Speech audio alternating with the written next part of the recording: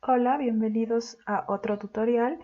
El día de hoy vamos a hablar un poco sobre lo que son los opioides. Esta es la tercera parte de una cadena de videos que he estado haciendo para ustedes que habla sobre el manejo del dolor en los cuidados paliativos. Pues la presencia del dolor en pacientes terminales es un síntoma muy complejo que generalmente lleva a problemas globales de un estado de salud del paciente. No solamente es el dolor, ya que las consecuencias que pueden derivar de este dolor incluyen pérdida de apetito, alteraciones de sueño, disminución de la actividad, problemas sociales, pérdida de la independencia, alteraciones posturales, en muchos casos disfunciones familiares y disminución de líbido, un aumento de temas depresivos o ansiosos, malnutrición, deshidratación, que a su vez, al ser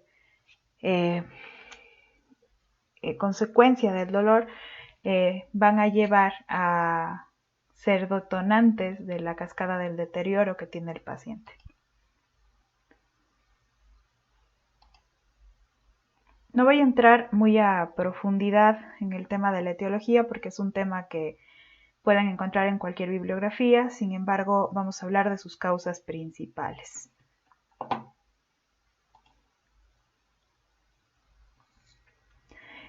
Según el mecanismo por el que se producen, hay 4 tipos de etiologías o de causas del dolor. Estamos hablando del dolor por infiltración directa del tumor, ¿ya? En este caso generalmente es por infiltración en hueso o metástasis óseas. Las más complejas son el síndrome de base de cráneo, clivus o seno esfenoidal, el síndrome de los cuerpos vertebrales, que generalmente se localiza a nivel de C2, C7, D1.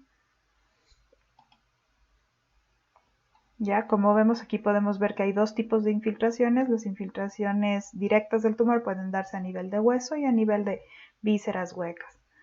El dolor relacionado, como les decía, por las metástasis óseas, pues ya como les había dicho, el síndrome de base de cráneo, el síndrome de cuerpos vertebrales, el síndrome del sacro y las lesiones de los huesos largos. A nivel de las vísceras huecas o macizas, se da la infiltración o compresión del tejido nervioso, tanto puede ser el nivel braquial, formando el síndrome ya muy conocido de Claude-Werner-Horner, a nivel lumbar o sacro, que generalmente nos produce dolores de tipo ciático muy intensos. También tenemos cuando hay compresión o infiltración del epidural o de las meninges, que se presenta con síndromes meningios y con cuadros muy similares a la meningitis, con la diferencia de la forma de aparición. En el caso de la meningitis es un proceso que aparece de forma rápida, sin embargo cuando hay metástasis, en el caso del cáncer, generalmente se va dando un deterioro progresivo por el crecimiento del tumor.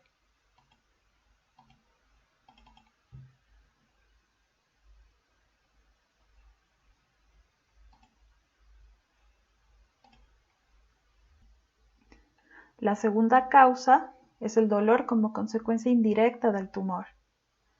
En este caso, se puede dar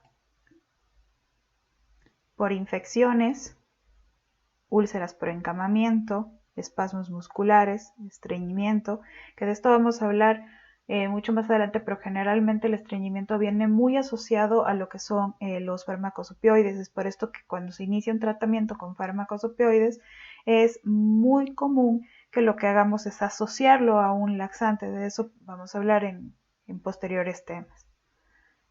Es muy importante diagnosticar la causa por este tipo de dolor, pues al enmascararlo sin un diagnóstico certero, nosotros podríamos complicar el cuadro del paciente. Luego viene algo que es muy importante, que es el dolor como consecuencia del tratamiento. En relación con el tratamiento, el dolor puede ser posquirúrgico, como por ejemplo los dolores post-toracotomías o el dolor de miembro fantasma cuando no ha habido extirpaciones de algún miembro. Existe el dolor post-quimioterapia, y que es un dolor generalmente neuropático, y pues también está el dolor post-radioterapia, que generalmente se presenta como una mucositis o una plexitis. Y como cuarta causa importante es los dolores que existen sin relación con el cáncer, que generalmente vienen dados por enfermedades de base como la osteoartrosis, la neuropatía diabética, entre otras.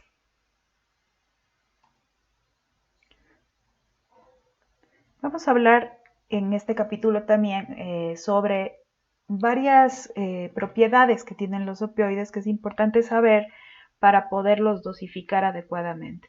Pues primero vamos a hablar de la escalera de la OMS. Aquí podemos ver la escalera analgésica de la OMS. Esta es una escalera que se utiliza para el manejo de dolor.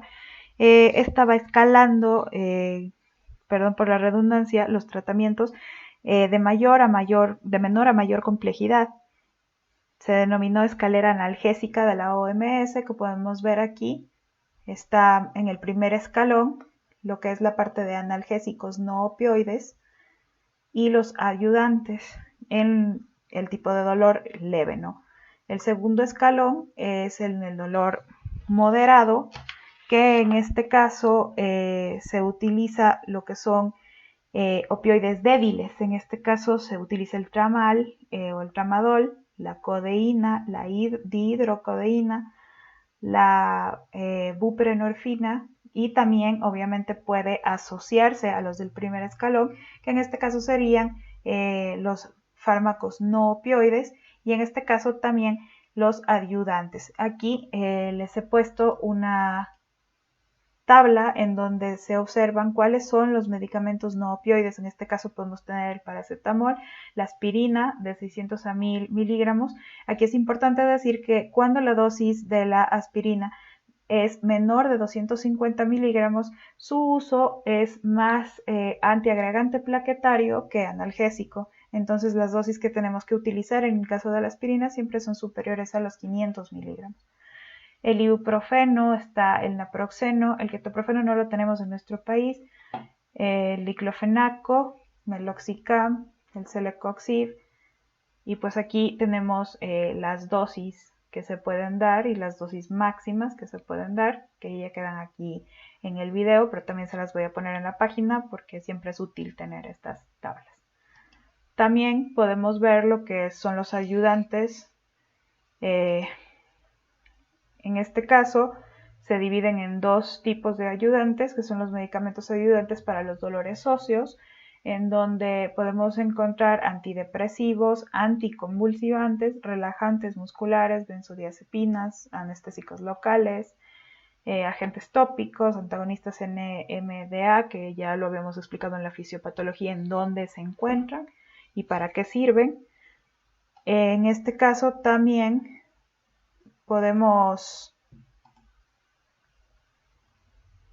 ver los corticoides, la dexametasona y la prednisona, que son los que más se utilizan para los dolores óseos, los bifosfonados, la calcitonina, y para los dolores de obstrucción intestinal como anticolinérgicos como la escopolamina, que ya la tenemos con el nombre de N-butilescopolamina, y los octroides.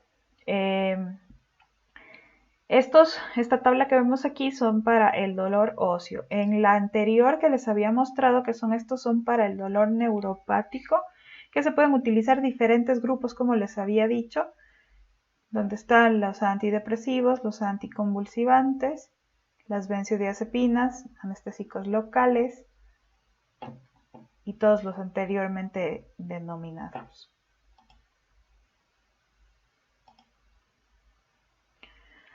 Vamos a hablar ahora de las dos propiedades más importantes que tienen los opioides. La una es la titulación y la otra es la rotación.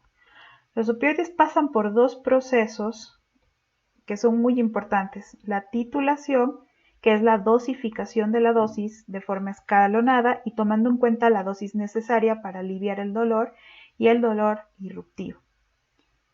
Vamos a hablar primero de lo que es la titulación para luego pasar a lo que es la rotación, que no es obligatoria, siempre se toma en caso de ser necesario, que ya pues luego les explicaré qué razones tiene para poder usarlo. Ya.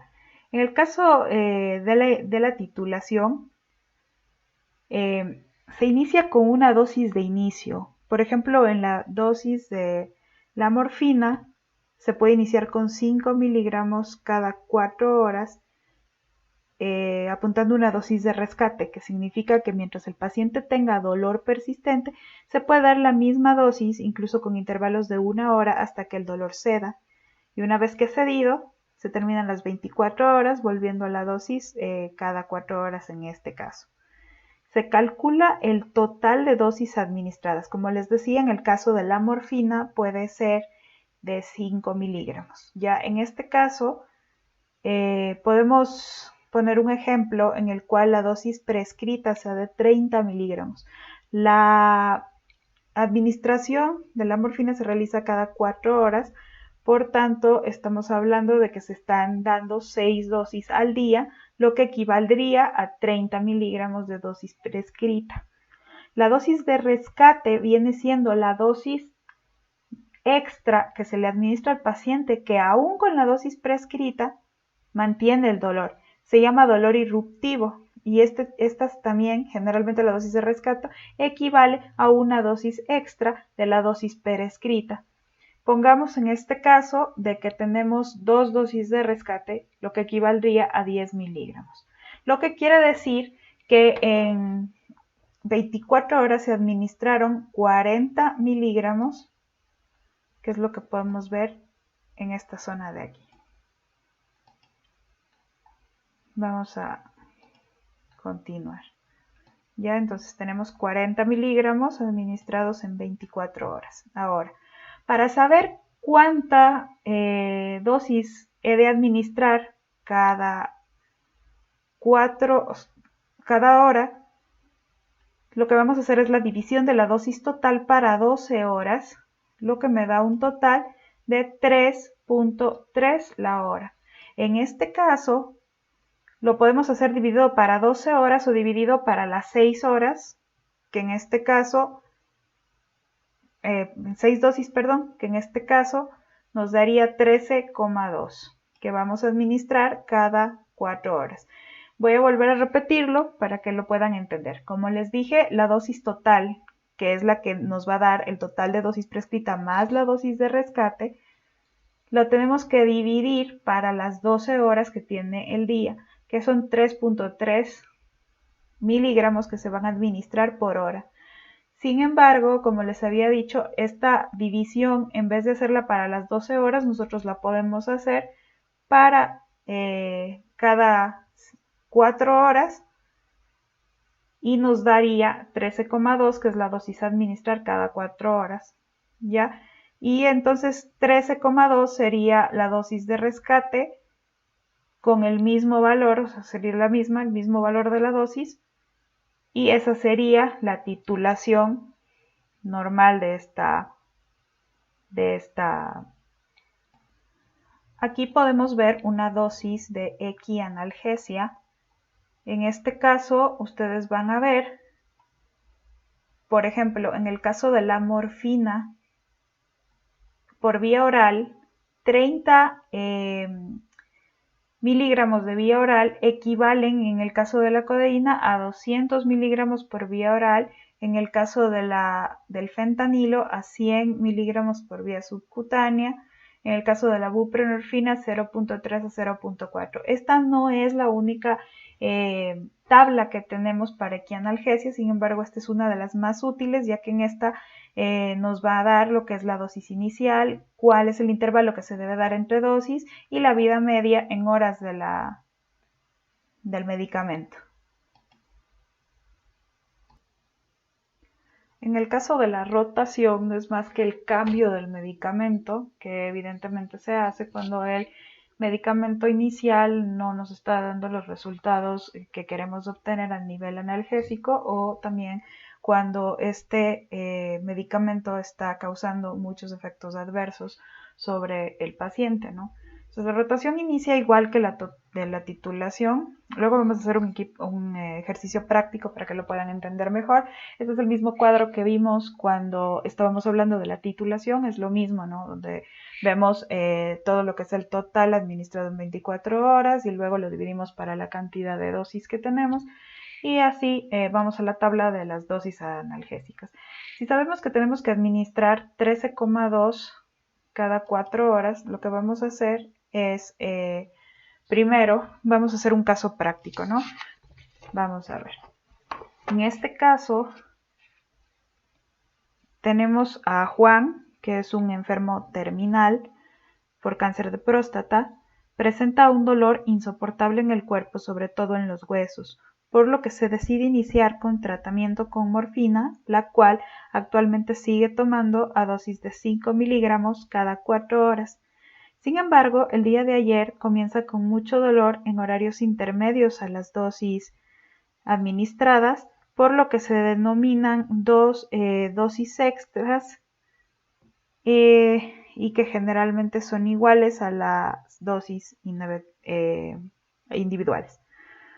Por tanto, aquí lo que vemos es que comenzamos con la dosis que se va a administrar, la dosis total en 24 horas. Estamos hablando de que si estamos administrando 6 dosis diarias de 5 miligramos, sería una dosis total de 30 miligramos de la dosis prescrita, más 2 dosis de rescate de 5 miligramos en el caso de Juan, y en este caso serían 40 miligramos de morfina administrados en 24 horas, ¿no?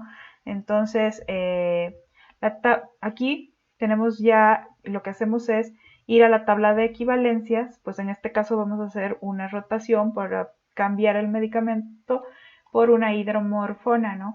Entonces vamos a ver en la tabla de equivalencias, donde vemos que la morfina por vía oral, 30 miligramos equivalen a 7,5, que están aquí, está aquí, entonces aquí podemos ver que 30 miligramos de morfina equivalen a 7,5 de hidromorfona, ¿no? Esta tabla la vamos a utilizar muchísimo en lo que es la conversión y por tanto vamos a hacer una regla de 3. Entonces, si 30 miligramos equivalen a 7,5, 40 miligramos, ¿a cuánto va a equivaler? Por tanto, multiplicamos 40 por 7,5 y lo dividimos para 30, lo que nos da un total de 10 miligramos de hidromorfona.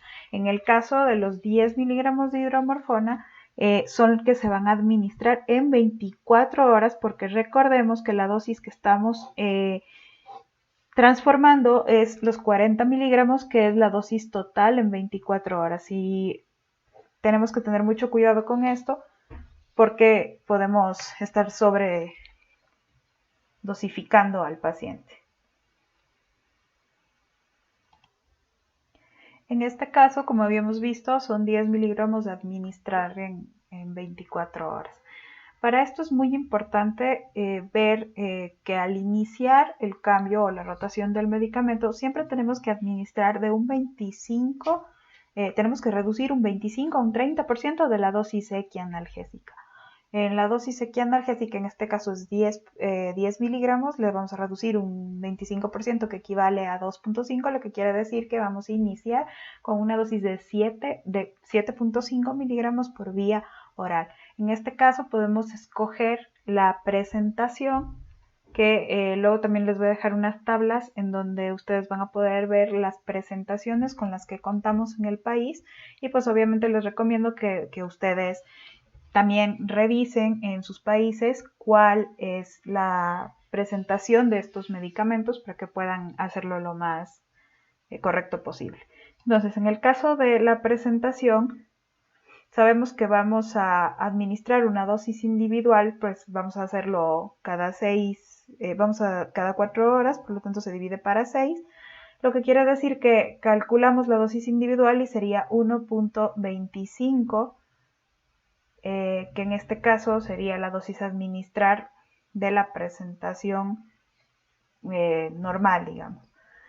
Vamos a valorar la frecuencia, podemos darla cada 4 horas o cada 12 o 24 horas, la de liberación prolongada, que la podemos dar. Hay tabletas de 2.5 y tabletas de 10 miligramos y hay ampollas de 4 miligramos sobre 2 ml y podemos realizar lo que es la medición de la dosis en base a las presentaciones para agregar un tratamiento que en este caso nos dé la analgesia que buscamos. Una vez que tenemos ya la dosis inicial a administrar, que en este caso sería 1,25 cada 4 horas, como les decía, vamos a valorar la frecuencia, pues tenemos dos tipos de presentaciones, la una es de prolongación, de liberación prolongada y la otra es una normal. Entonces podemos darlo cada 4 horas como 1.25 o caso contrario la de liberación retardada que es de 7,5 que también podemos darla cada 24 horas en dependencia del paciente. Les decía que después de realizar esta dosis individual tenemos que volver a realizar la titulación. En este caso, pues como podemos ver, hacemos una sumatoria de la dosis total. En este caso sería 1,25 por las 6 dosis que se va a dar, más las dosis de rescate en 24 horas o para el número de horas que van a administrar. Y ese resultado lo vamos a dividir de nuevo para 6 o para 24 horas y en este caso nos da 1,6 ml. En este caso podemos utilizar para esta dosis una ampolla inyectable subcutánea que podría darse 0,8 miligramos cada 4 horas. Bueno, pues ahora vamos a hablar un poquito sobre el uso práctico de los opioides. Pues les voy a dar algunos pequeños tips que les pueden servir para el momento de diagnosticar.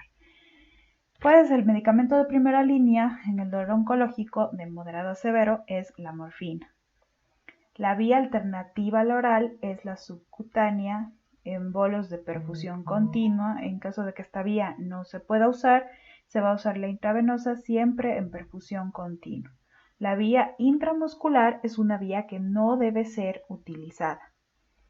Ya el tratamiento eficaz requiere un equilibrio entre la analgesia conseguida y los efectos secundarios producidos. Al momento en que empiecen los efectos secundarios, es necesario parar la administración del medicamento y si no se ha conseguido la analgesia, pues en este tipo de casos es donde vamos a realizar lo que es la rotación que habíamos hablado antes. Cuando haya presencia de efectos indeseables se considera la rotación de opioides o la utilización de otra vía de administración. 5 a 10% de los pacientes no van a conseguir analgésica y van a sufrir efectos secundarios intolerables a pesar de un óptimo uso de opioides, ayudantes y medidas no farmacológicas. Es muy importante saber que hay medicamentos que no se pueden combinar, ¿ya? Por ejemplo, no se pueden usar opioides fuertes más débiles, pues por ejemplo la codeína con la morfina, pues porque esto no añade beneficio al tratamiento. No se puede combinar opioides fuertes y fuertes como la morfina y el fentanilo porque tampoco hay beneficio, aunque algunas veces se utiliza una mezcla de morfina y fentanilo como en los rescates, ¿no? Con fórmulas de liberación rápida. En este caso, por ejemplo, se pueden utilizar dosis de morfina para la prescripción general y fentanilo para las dosis de descarga o de rescate. Y tampoco se deben de utilizar agonistas antagonistas más agonistas como la pentazocina y la morfina, porque en este caso sí se eleva muchísimo lo que es el riesgo de abstinencia. Hablando un poquito de lo que son los efectos secundarios, pues vamos a hablar de los más importantes. El primero y más importante es el estreñimiento, por lo cual siempre es útil administrar laxantes desde el principio, además de una ingesta adecuada de líquidos y de una dieta a base de fibra que facilite el peristaltismo intestinal. En este caso es muy importante el uso de laxantes Como les había comentado, como hay diferentes modalidades por las que puede actuar un laxante, generalmente podemos hacer asociaciones de laxantes osmóticos con estimulantes, que pues en otra clase les daré un poco más de esto, del manejo del estreñimiento en lo que es el uso de opioides.